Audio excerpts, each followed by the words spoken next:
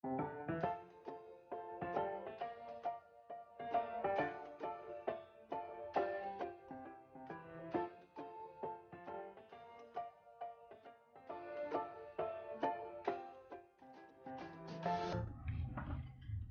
morning guys, Teacher A here and welcome to Gurong Pinoy sa Amerika.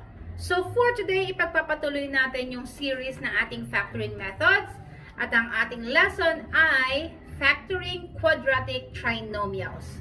So paano ba i-factor ang quadratic trinomials? So dito, actually, may iba't ibang methods na ginagamit, pero ako as a teacher, ang ginagamit ko, pinakamadali, ay trial and error method. So from the word itself, nagtatry ako, naghahanap ako ng mga factors, and then tinatry ko, pina-plug in ko, and then kapag tama, then yun na yung factor. Kapag mali, pura na naman, mag-iisip naman ako na iba. Okay? So paano ba yun? Let's have example number 1. Okay, number 1, we have x squared plus 3x is equal to 10. So first step natin is i-equate natin ang ating quadratic trinomial to 0. So, ibig sabihin, yung 10, ita-transpose natin sa left side and then equals 0 siya. So, we have here x squared plus 3x and then si 10, magja-jump siya over sa equal sign. So, yung positive 10 magiging negative 10 or minus 10 and then equals 0. Okay?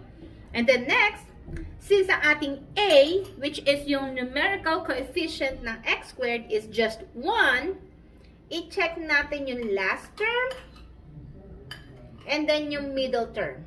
Bakit? Ang last term natin ay negative 10. So, mag-isip tayo ng two numbers na kapag minultiply ay negative 10. So, suppose a tsaka b yung two numbers na yon. And then, 3 yung middle term, positive 3. Na kapag in-add naman or kinombine si A tsaka si B, ang lalabas ay positive 3. So, ano ba yung mga factors ng negative 10?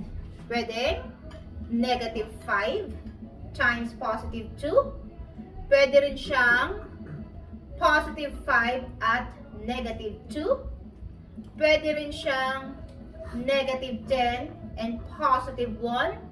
At pwede rin siyang positive 10 and negative 1. Okay? So, ito yun.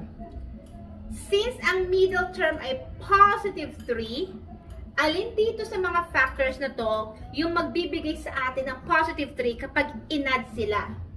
So, definitely, hindi si 10 tsaka si 1. Okay? So, erase na natin to. Ito yung matitira. So, negative 5 plus 2, yes. Kasi kapag in-add si negative 5 tsaka si positive 2, that is equal to negative 3. So, hindi pa pala siya. So, hindi pa rin to. So, si 5, tsaka si negative 2, kapag in-add, adding integers, of course, ima-minus natin kasi magkaibang sign. So, 5 minus 2 is positive 3. So, therefore, ito yung hinahanap natin. So, we have here, i-factor out si x, and x. Next, kunin natin yung dalawa. Plus 5. And then minus 2. Masyadong malayo. Is equal to 0. Okay? So, yan. Na-factor na natin. Next, each factor, i-equate natin sa 0. So, we have x plus 5 is equal to 0. And then, x minus 2 is equal to 0. Next step, solve for x.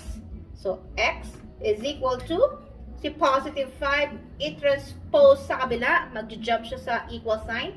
So, yung positive, magiging negative 5. Sa kabila naman, x equals, i-transpose si negative to sa kabila. Negative, nag-jump over sa equal sign, magiging positive. So, therefore, ang solution natin ay solutions ay negative 5 and positive 2. So, ganun lang siya kasimple. Okay? Next, move na tayo sa example number 2. Next, number 2, we have x squared plus 3x minus 28 is equal to 0. First step, equate sa 0. So, naka-equate na siya sa 0. Lahat ng terms nasa left side na. Next step, i-factor out na natin siya. So, again, meron tayong dalawang binomials. Then, equals 0. So, paano i-factor out? Negative 28. So, mag-isip tayo ng dalawang numbers na kapag minultiply ay negative 28. And then, kapag in-add or in-combine, ang sagot ay positive 3. So, ano-ano yung mga factors ng negative 28? So, pwede siyang 7 and 4. So, we have negative 7 and positive 4. Check natin. Negative 7 plus 4, this will give us negative 3. So, mali kasi positive 3 to. So, ibahin natin yung sign. Si 7 naman ang positive, si 4 naman ang negative. 7 plus negative 4. Okay bang sign subtract? So, 7 minus 4 is positive 3. So, yun. Nakuha siya natin agad. So, factor out si x. X squared. X and x. Factor out natin to. We have positive 7. And then, negative 4. Okay? Next step. Equate natin sa 0 yung dalawang binomials.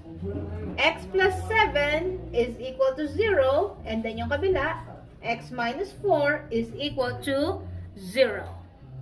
Next step, solve for x. So, x is equal to, si positive 7 transpose magiging negative 7.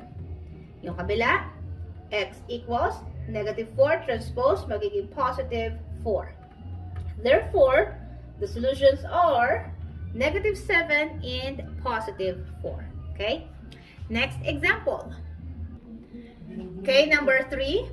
2y squared plus 11y is equal to negative 5. So, paano naman to, Teacher A? Kasi, yung A natin is no longer 1. May number na tayo dito. So, yung first step natin, ganun pa din. I-equate muna natin sa 0 yung ating quadratic trinomial. So, we have here 2y squared plus 11y transpose si negative 5. Tumalon na naman siya. Change the sign. That will become positive 5 is equal to 0. So, since may number dito, merong, yung a natin is more than 1, so talagang trial and error method ang gagamitin natin. So, maglagay tayo ng dalawang parentheses para sa ating binomials. So, first, i-factor out natin si 2y squared. So, si 2, ang factors niya lang naman ay 2 times 1, di ba? So, that's 2y. Sa kabila naman ay isa pang y. Okay? Next, ang middle term natin, ang middle term ay 11, ang last term natin ay 5. Ano-ano ba yung mga factors ng 5? Ibig sabihin, kapag minultiply yung dalawang numbers na yun, 5 ang lalabas.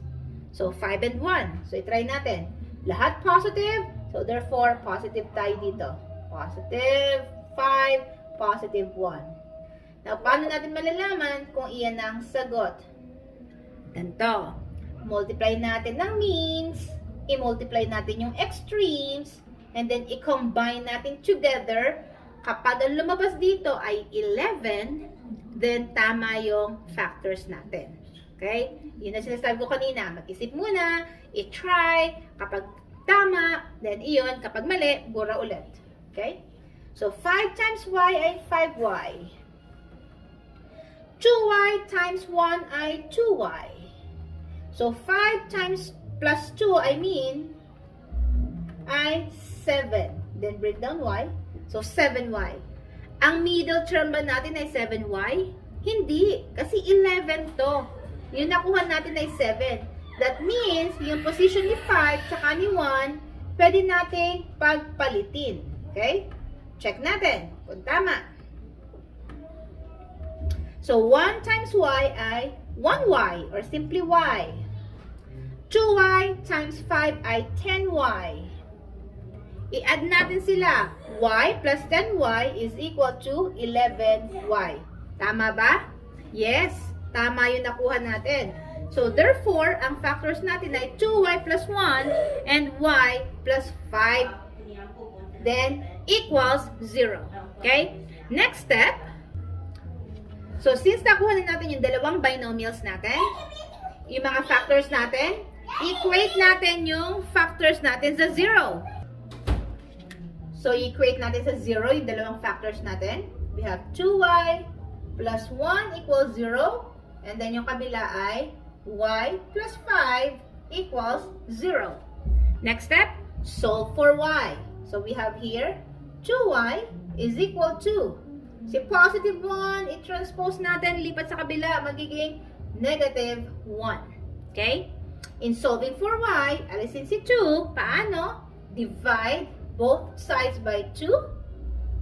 Cancel this out. Kasi 2 divided by 2 is 1 times y will give us y na lang is equal to, kopyahin nyo na sa right side, negative 1/2. So, therefore, ang ating first solution ay negative 1/2. And then, yung second one, solve for y. Y is equal to positive 5, i-transpose sa kabila, magiging negative 5. Tapos na ba? Yes, kasi wala naman ang kasama si y. So, therefore, ang second solution natin ay y is equal to negative 5. Okay? So, that's it. Kung natuto kayo sa ating video, nakatulong to sa inyong module, kindly give me a like. And if you are not a member of our community, I am requesting you to please mag-subscribe po kayo kay Teacher A, Gurong Pinay sa Amerika, para updated po kayo sa mga latest videos na ginagawa natin. So that's it for today. See you on my next video. Paalam!